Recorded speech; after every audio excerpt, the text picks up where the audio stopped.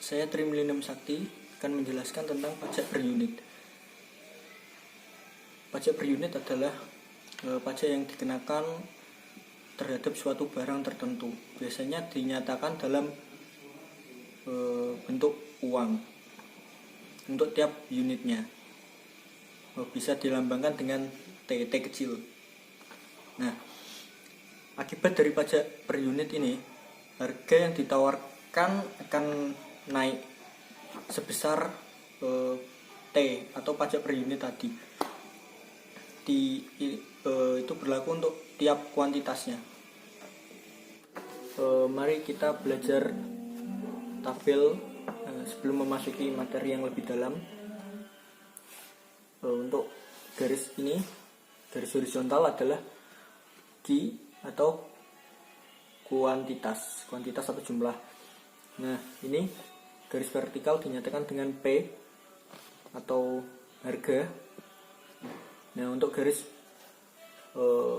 miring ini, untuk yang bawah ini namanya fungsi penawaran. Fungsi penawaran sebelum pajak. Nah, yang kedua ini adalah fungsi penawaran setelah pajak, dinyatakan dengan S1.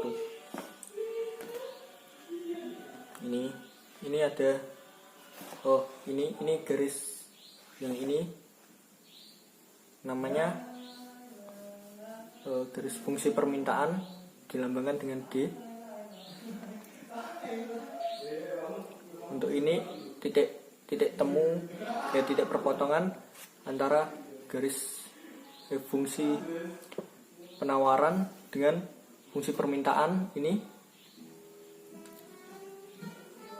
dinyatakan dengan E atau titik keseimbangan pasar. Nah, untuk yang ini E1 atau titik keseimbangan pasar setelah pajak.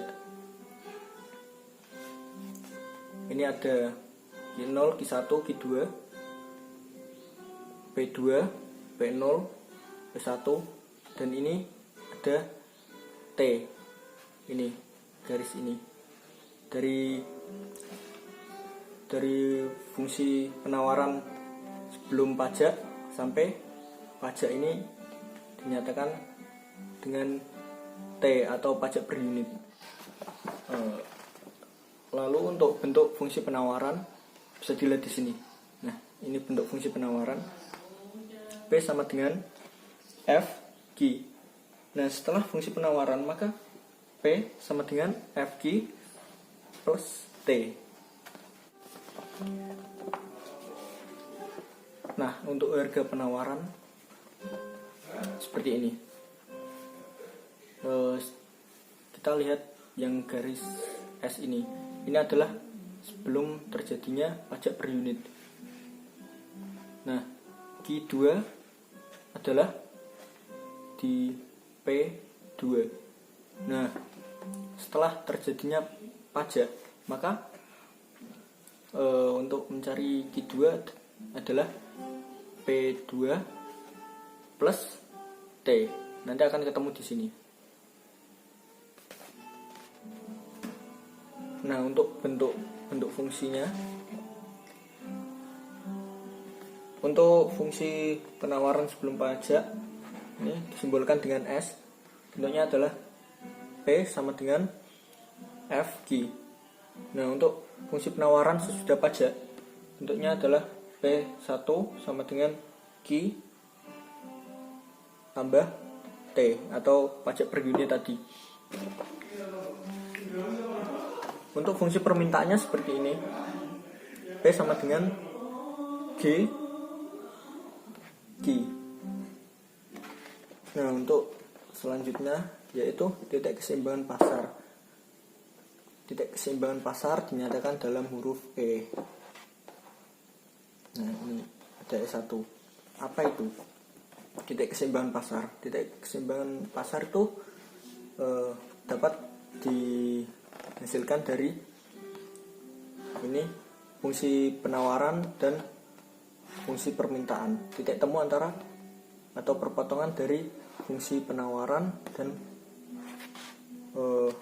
fungsi permintaan. Nah, untuk titik keseimbangan pasar sebelum pajak dihasilkan dari fungsi penawaran sebelum pajak dan berpotongan di fungsi permintaan.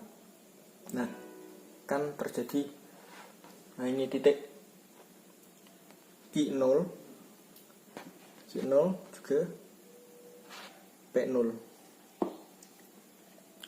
Lalu untuk titik keseimbangan pasar setelah pajak, ini kita lihat dari garis S1 atau fungsi penawaran setelah pajak. Nah, akan berpotongan dengan garis D. Nah, ini terjadi, maka hasilnya P1 atau Q1, P1.